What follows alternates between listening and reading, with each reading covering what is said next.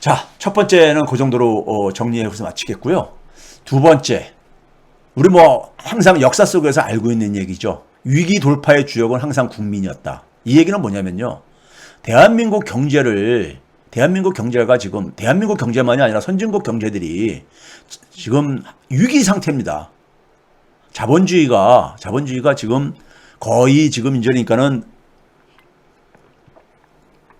막바지까지 와가지고 위기 상황입니다. 위기가 굉장히 오래 지속되고 있어요. 근데 여기서 지금 한국 경제만 유일하게 지금 돌파 가능성을 만들고 있는데 이 돌파 가능성을 만드는 주역이 국민이라 이겁니다. 기업이 아니라.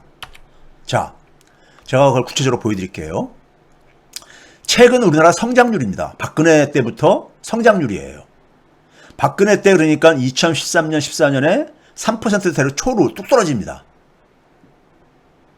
김대중 정부 때 연평균 5.5%였었어요. 노무현 정부 때 4.7%였었고요. 이명박 정부 때 3.3%였었고요. 박근혜 정부 때 3.0%로 쭉쭉 떨어져 왔었죠. 문재인 정부 때 지난해 그러니까 코로나 재난으로 마이너스 곤두박질을 하다 보니까는 낮아진 것도 있지만은 마찬가지로 떨어졌습니다. 1.8%로요. 성장률이 이렇게 떨어지게 되면요. 이렇게 떨어지다 보면 언젠가 0%대까지 떨어진다는 것을 우리가 이렇게 쉽게 예상할 수 있잖아요. 성장률이 이렇게 떨어지게 되면요. 성장률이 이렇게 낮아지게 되면은 국민들의 절반 이상은요. 소득이 그러니까 증가하기는커녕 오히려 감소하는 이런 상황이 벌어집니다. 그래서 성장률을 얘기할 때 많은 시청자들이 교수님 성장률이 그게 무슨 의미가 있습니까? 에? 일반 국민들한테 무슨 그게 피부에 와닿는 얘기입니까? 이런 얘기해요. 맞습니다. 맞는데 그래도 성장률이 낮은 것보다는요. 높은 게 서민들한테도 그나마 덜 피해가 가요. 그런데 어쨌든 간에 성장률이 3.2% 하다가요. 이 박근혜 정부 끝날 무렵에 3% 밑으로 떨어집니다. 2015-16년도에요. 그러다가 문재인 정부가 출발하는 2017년, 2018년도에 성장률이 다시 그러니까 좀 회복이 됩니다. 3.2%, 2.9%. 이거는 굉장히 있잖아요. 이거는 성장률이 그럼 다시 이게 회복이 됐느냐? 그게 아닙니다. 반도체 경기가 좋아졌기 때문이었어요. 반도체가 2017년, 18년도에 반도체 특수가 상황이 벌어집니다. 반도체가 수출액이 46% 2017년도에 2018년도는 92%나 수출액의 증가를 끌어올립니다. 끌어올려요. 2018년도에 같은 경우 보게 되면요. 2.9%를 성장했는데 수출이 그 중에서 1.6%를 끌어올렸어요. 1.6%포인트를. 절반 이상이잖아요. 그렇죠? 그러다가 코로나 팬데믹이 있기 전인 2019년에 성장률이 2.2%가 뚝 떨어집니다. 그래서 이러다간 문재인 정부 끝나기 전에 2% 밑으로 떨어질 거라는 이런 얘기도 많이 나왔었어요. 드디어 1%로 진입하겠구나 하는 얘기들이요. 근데 이때 왜 떨어졌냐면요. 수출이 성장에 기여한 게 0.1%포인트뿐이 안 됐었어요. 그러니까 16분의 1로 줄어든 거잖아요. 2018년에 비해서요. 왜 그렇습니까요? 반도체 특수가 이제 사라지면서요. 그리고 나서 지난해 마이너스 0.9%로 마이너스가 기록했잖아요. 물론 상당히 선방을 했던 거죠. OECD에서 굉장히 1, 2등 할 정도로 선방한 거였었죠. 근데 이것도 마이너스 나온 이유가 뭐냐? 수출이 마이너스 0.7%를 끌어내렸었어요. 자, 그럼 이런 그 이전의 상황을 보게 되면은 상당히 그러니까 암울했던 거예요. 그런데 올해 1분기, 2분기 성장률이 크게 회복되고 있어요. 1분기에 1.9%가 이건 1년 전에 비해서입니다. 그러니까 2020년 1분기에 비해서요. 1.9% 성장했는데 수출이 1.8%. 수출이 1.8%고요. 그 다음에 2분기는 성장률이 6.0%까지 1년 전에 비해서요. 이렇게 올라왔는데 수출이 7.5%포인트를 끌어올렸어요. 지금 내수는 별로 그러니까 힘을 못 내고 수출이 갔다는 얘기잖아요. 그렇죠? 수출이요. 그런데 그럼 또 옛날처럼 2017년, 18년 반도체가 끌어올리는 것처럼 비슷한 패턴 아니냐 이렇게 생각할 수 있죠. 그게 아니라는 겁니다. 그게 아니라는 거예요. 자, 내용을 보게 되면요. 올해 9월달까지 지금 수출액이 집계됐죠. 10월달은 아직 안 끝났으니까요. 9월달까지 보게 되면 2018년도가 우리나라 수출액의 최고였었습니다. 6천억 달러 돌파했었던 유일한 해였었습니다.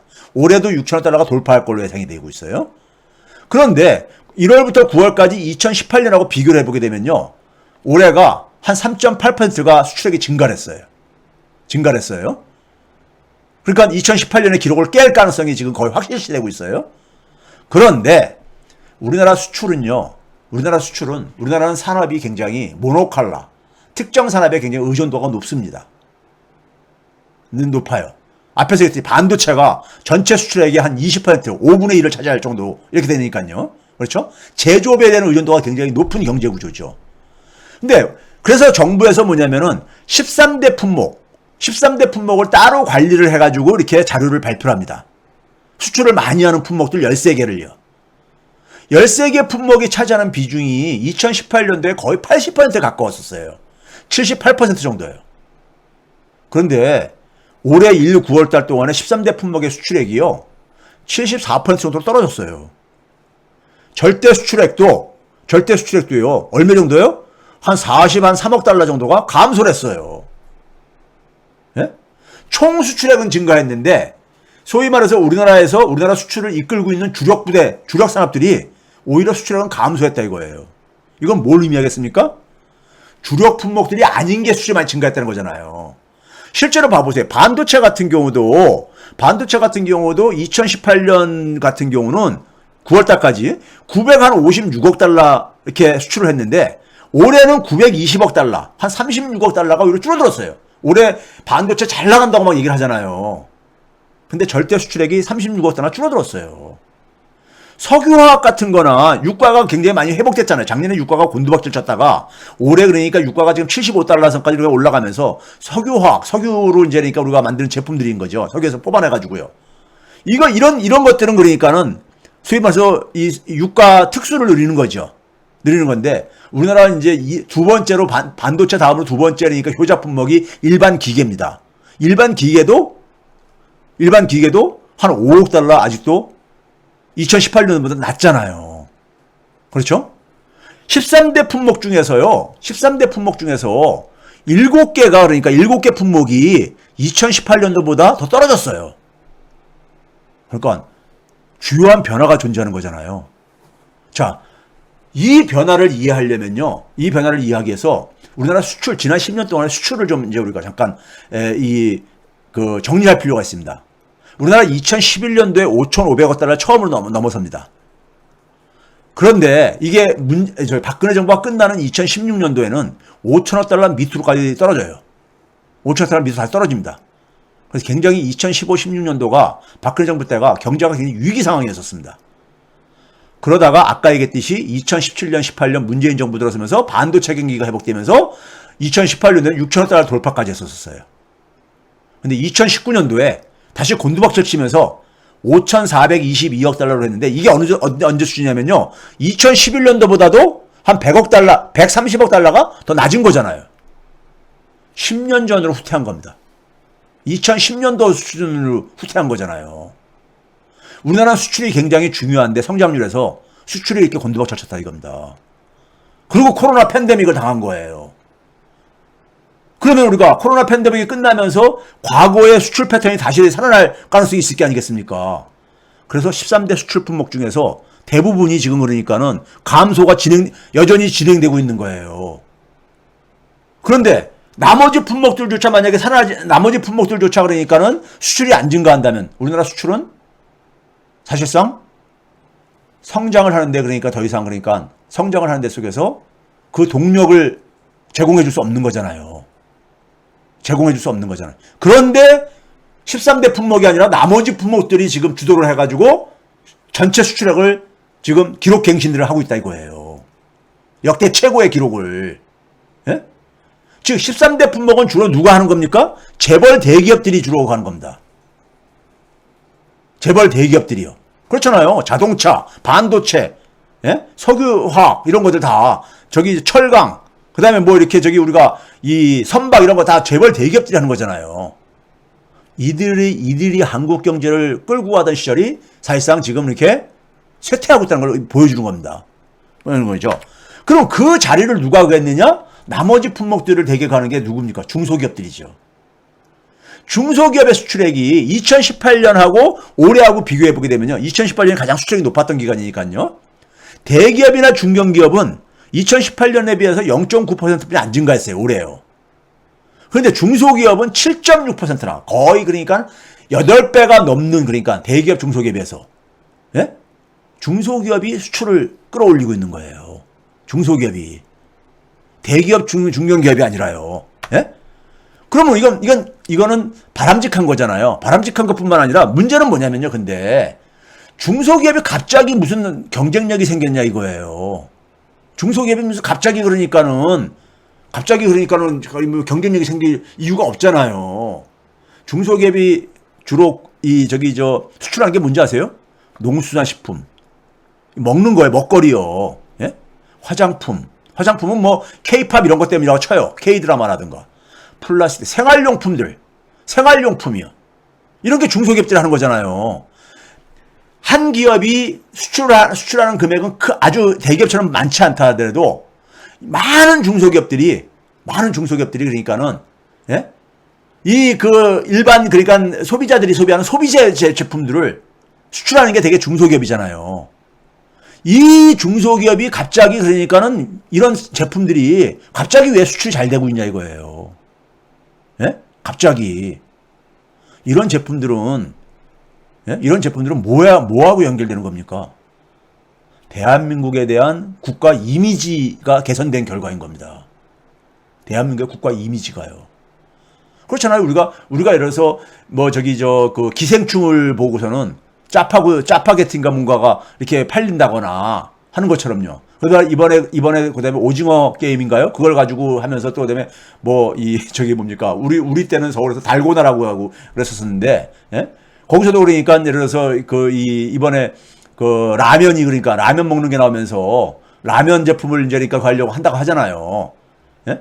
그러니까 우리나라의 국가 이미지가 그러면 우리가 지난 1년 동안에 무슨 일이 일어났는가 한번 복기들을 해보세요. 지난 코로나 상황 속에서 우리가 K-방역이라는 방역의 새로운 문법을 썼다고 하면서 국제사회에서 굉장히 칭송을 들었잖아요. 모범 국가로요. 그리고 그 연장선에서 우리가 올해 6월 달에는 유엔에서 선진국 지위로 변경까지 됐잖아요. G7 정상회담에 초청도 받고요. 그러니까 대한민국이 대외적으로는 선진국 대우를 받는 이런 변화가 생겼었잖아요. 그러한 변화가 우리나라 상품에 그러니까는 긍정적인 영향을 미친 결과가 중소기업의 이러한 그러니까 약진으로 나타나고 있는 거라 이겁니다. 수출이 이렇게 증가하지 않았으면은 우리나라 경제 성장률은 1%대로 곤두박질 칠 수밖에 없는. 예, 계속 하락 추세였었으니까요. 그렇잖아요. 반도체나 주력 수출 품목이 13대 주력 품목들이 그러니까 이렇게 수출이 줄어드는 상황 속에서 과거와 같은 팬데믹 이전과 같은 상황이었다면은 성장률이 그러니까 1%대로 그냥 떨어지는 거는 예? 시간 문제일 게 아니겠습니까? 그런데 다행히 수출액이 증가하는데 그 수출액 증가를 전통적인 재벌 기업들이 끌고 가는 게 아니라 중소기업들이 끌고 가는데 중소기업의 수출이 증가하는 이유는 대한민국의 국격 상승, 대한민국의 브랜드 가치의 상승, 이 결과더라 이거예요. 그러면 대한민국의 이러한 대외적인 이미지는 누가 만들어 놓은 거예요? 대한민국 국민들이 만들어 놓은 거잖아요. 팬데믹이라는 위기 상황 속에서 위기를 기회로 만든 거예요. 그걸 누가요? 대한민국 국민들이 만든 거죠. 대한민국 국민들이 만든 겁니다. 우리가 국가가 위기에 처할 때마다 작년에 우리가 K방역도 누가 만든 거예요? 국민들이 만든 거잖아요. 국민들이 자발적으로 참여하고 협조를 해가지고 K방역을 만들어낸 거잖아요. 국민들의 협조 없이는 불가능한 거잖아요. 방역의 성공이라는 것은요. 대한민국 국민 참 대단한 국민입니다. 대단한 국민이에요. 예? 대한민국 국민들이 그래서 저는 지금 이재명을 가는 것은 가장 국민들이 원하는 그러니까는 예? 소위 말해서 부패를 척결하는데 제일 적임자라고 봐가지고 지지해 주는 거 아니겠습니까? 그렇죠?